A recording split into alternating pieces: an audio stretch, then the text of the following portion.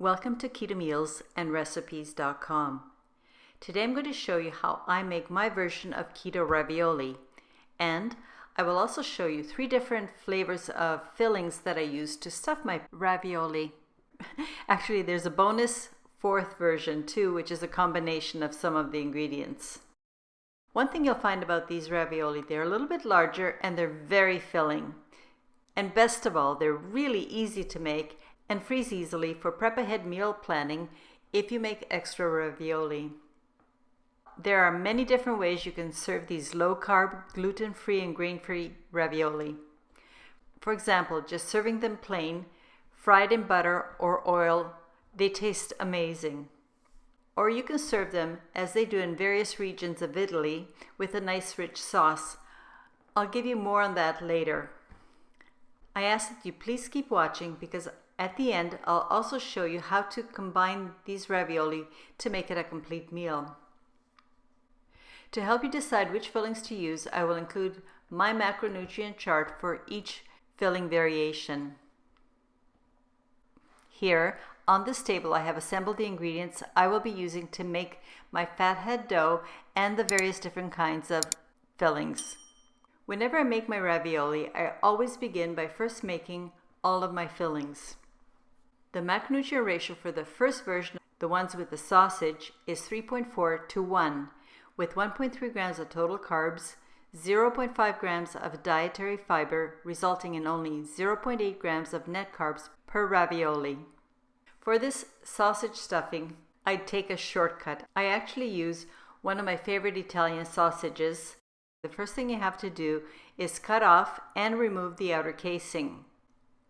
And as you're putting the meat into the skillet, break it up so that it's not in big clumps.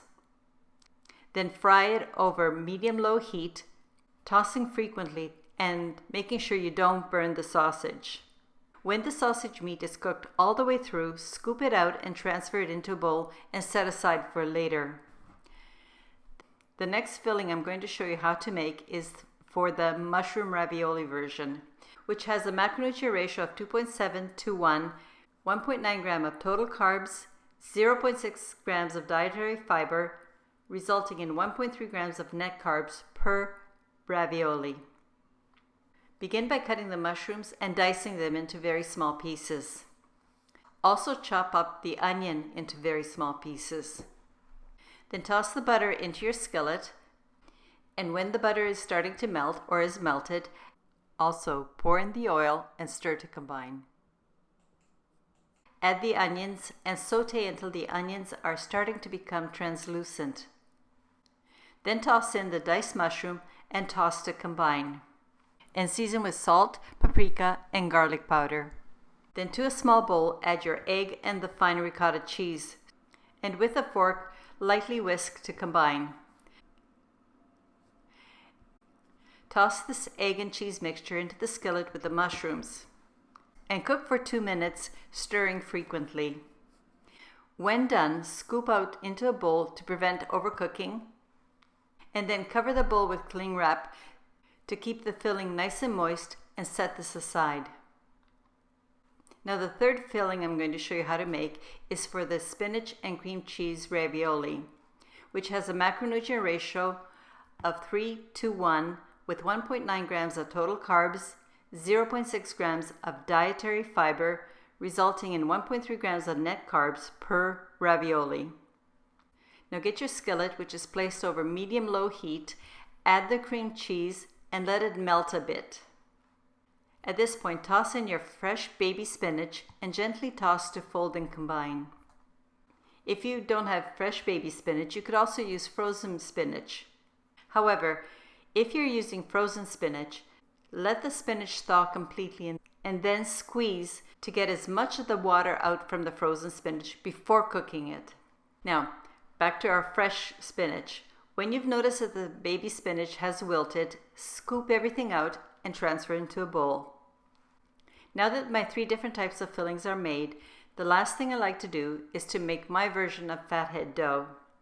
I don't like to use a microwave, so I'm going to do it on the stove top. First, I'm going to add a little bit of oil to my skillet, or in this case a wok, which is set over medium-low heat. Then I'm going to drop in my grated mozzarella cheese and cook it until I notice that the cheese has melted. Then turn off your heat. Get your egg, give it a quick whisk, and pour it into the hot melted cheese. Then fold everything together. Then sprinkle the almond flour on top and fold and knead and work well into the melted cheese. Then transfer this dough ball into a bowl. Because it's hard to work with a big dough ball, I would recommend that you weigh the dough and then divide it into 3 equal parts. Take 1/3 of the dough out, then cover the bowl with cling wrap in order that the remaining dough stays nice and moist. Now I'm going to take my 1/3 portion of fathead dough and put it on parchment paper or silicone mat, whichever you prefer. Place a second layer of parchment on top of the dough and roll it out into a very thin layer. You want to make it as thin as you possibly can. To make the ravioli dough cutouts, I'm going to use a 3-inch or 7 centimeter round cookie cutter.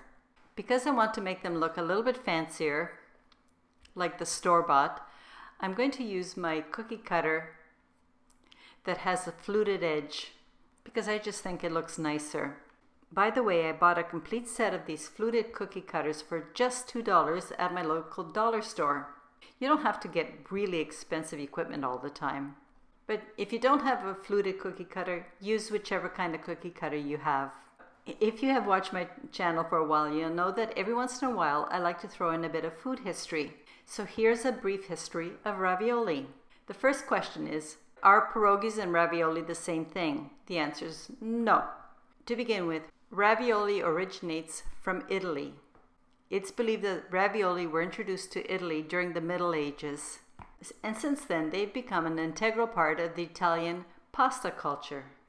By the way, the ravioli does have many different versions and permutations because each region has its own cultural tradition in Italy. And if you're familiar with Italian cuisine, you'll have realized that each region has its own traditions and recipes. For example, in northern Italy, ravioli is served during family get-togethers or feasts, especially during Christmas time. And depending on personal preference and region, the ravioli can be filled with ranging from meat, cheeses, or pumpkin, as a few examples. When Italians use ravioli for a quick meal, they like to serve it in a nice rich sauce. In northern Italy, they would use a bolognese sauce. Other parts may use a marinara sauce. One of the ways that my mom used to serve it is with Ivar sauce, which was her Croatian version of red pepper sauce. It's absolutely amazing, especially with the mushroom and cheese pierogies. Okay, I've cut out all my dough now, and as you notice, I have a bit of scrap. So just gather it up and add it to the next ball of dough you're going to roll out. Then repeat the process. I find that I got 48 cutouts, which makes 24 double-sided ravioli.